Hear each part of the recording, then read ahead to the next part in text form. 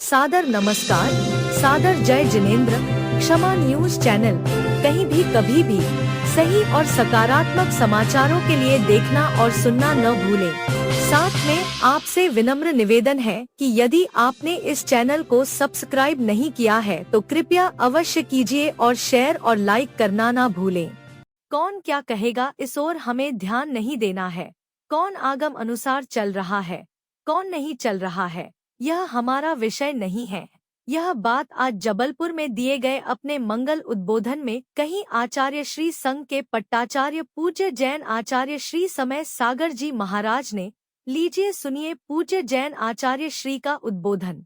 शास्त्र के अनुरूप अपने को चलना है। कौन क्या कहेगा इस ओर ध्यान नहीं देना है, किंतु शास्त्र में क्या लिखा है और गुरुदेव का संकेत किस ओर है उसको ध्यान में रखना आवश्यक है, परम आवश्यक है। बहुत सारे बातें आपको सुनने को मिल सकती है, वो हमारा विषय नहीं। हमारा विषय तो केवल आगम के अनुरूप हमें चलना है।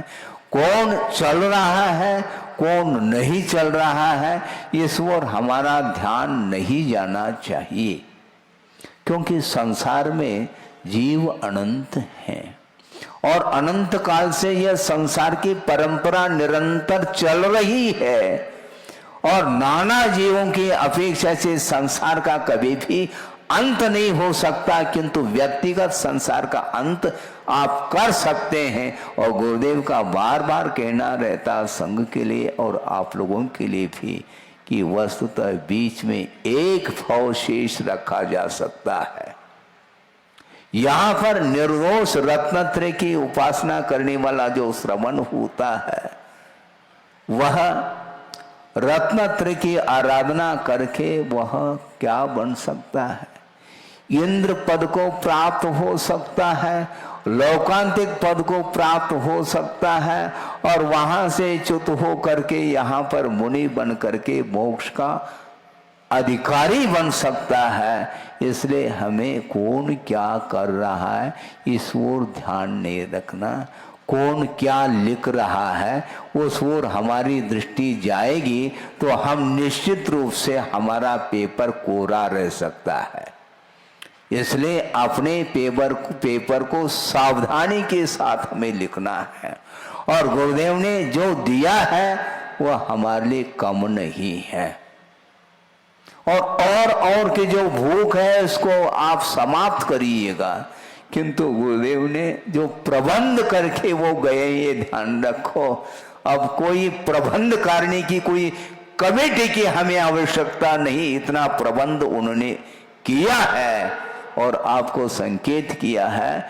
जो संकेत किया है उसके अनुरूप आप करेंगे तो निश्चित रूप से प्रबंध होता ही चला जाता है। ये आस्था का विषय है, समर्पण का विषय है। आस्था और समर्पण में भी अंतर है क्या महाराज? हाँ, सामान्य और विशेष का अंतर मैं मानता हूं। आस्था अर्थात श्रद्धा सामान्य हो सकती है और विशेष जो आस्था का जो परिणाम है वही समर्पण का भाव है, ऐसा हमारा कहना है और ये आगम सम्मत है। गुरुदेव ने बहुत अच्छी बात कही थी कि पिता को मानना और पिता की आज्ञा मानना जमीन आसमान का अंतर है, ये ध्यान रखो। लड़का पिता को मानता है किंतु पिता की आज्ञा नहीं मानता है, ऐसा भी होता है। हाँ, बहुत देखने को मिलता है। थोड़े बहुत भी मन के अनुरूप नहीं होता है, वह रुष्ट होकर के जा सकता है, किंतु कालांतर में वह पिता के पास ही आता है, क्योंकि पिता के प्रति उसकी आस्था है, किंतु समर्पण में कमी होने के कारण वह पिता की बात को नहीं मानना चाहता है। अब रोज इस प्रकार का प्रसंग आपके परिवार में घटित होता हुआ देखने में आता क्या? नहीं आता?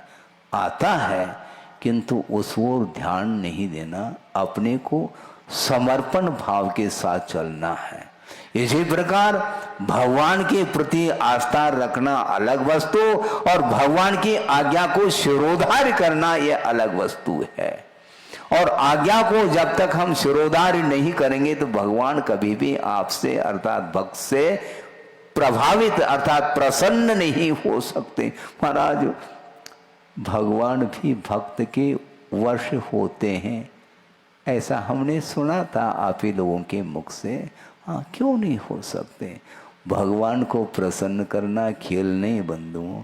भगवान कभी भी आपकी पूजा से, आपकी स्तुति से, आपकी वंदना से वो कभी भी प्रसन्न नहीं होंगे, क्योंकि वंदना करते करते भी अनंत काल व्यतीत हुआ है। इसलिए जिस दिन भगवान की आज्ञा का हम सब मिलकर के पालन करेंगे तो निश्चित रूप से प्रसन्न देखने को मिले। वैसे वह अप्रसन्न किसी से नहीं होते, क्योंकि गुरुदेव का यही कहना था कि उन्हें भी आनंद आता है, क्योंकि धर्म की परंपरा को कायम रखना जो चाहता है वो कौन नहीं चाहता। भगवान की इच्छा भी यही रहती है कि सारे सारे भगवान बने। कितनी विशाल उनकी भावना होगी, सोचो। सब आप धरती पर ही बैठे रहें ऐसी भगवान की भावना नहीं है, किंतु विश्व कल्याण की भावना को लेकर के वो तीर्थंकर पद को प्राप्त हुए हैं। इसलिए निश्चित रूप से आप निरंतर भगवान की अर्चना करते हुए समर्पण भाव को और मजबूत करते चले जाएं तो आपके लिए कोई भी बाधा संभव ही नहीं है। और जिस दिन यदि मान लो समर्पण में यदि कमी आएगी तो बाधा के ऊपर बाधा उपस्थित हो सकती है, उसको कोई भी रोक नहीं सकता। क्योंकि धर्म न धर्मो धार्मिकैर बिना कहा, धर्म धर्मात्मा के बिना संभव ही नहीं। क्योंकि धर्म का जो संबंध है वह धर्मात्मा के साथ ही उसका संबंध जुड़ा हुआ है। धर्मात्मा हो और धर्म न हो, धर्म हो और धर्मात्मा न हो, ऐसा संभव नहीं। परस्पर में तादात्म्य संबंध होता है। इसलिए आप सब धर्मात्मा हैं और मैं भी धर्मात्मा हूं, ये ध्यान रखो। मैं भी आराधक हूं, प्रभु की आराधना, गुरु की आराधना करने के लिए मैं भी बैठा हूं और आप भी समर्पण भाव के साथ गुरु की उपासना और प्रभु की उपासना करने के लिए आप एकत्रित हैं। ज्यादा कहने की आवश्यकता मुझे नहीं है और समय पा करके मैं कह सकता हूं, क्योंकि गुरुदेव की आज्ञा और आदेश और संकेत हैं।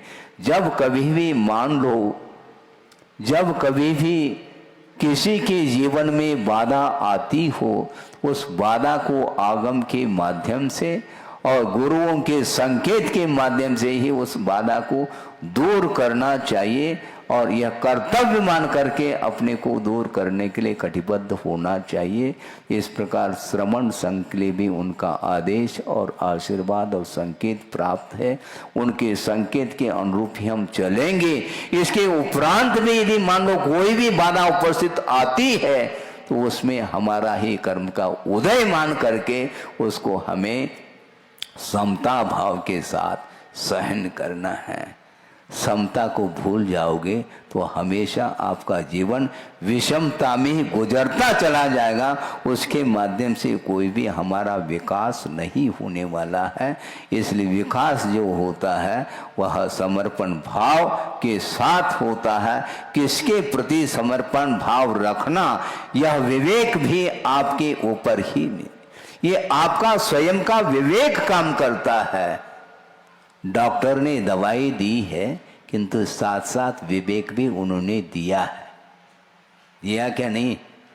दवाई लिख करके उन्होंने दी है और डॉक्टर के ऊपर आपका विश्वास भी है, किंतु विवेक भी उन्होंने दिया है। दवाई को हिसाब से लेना है।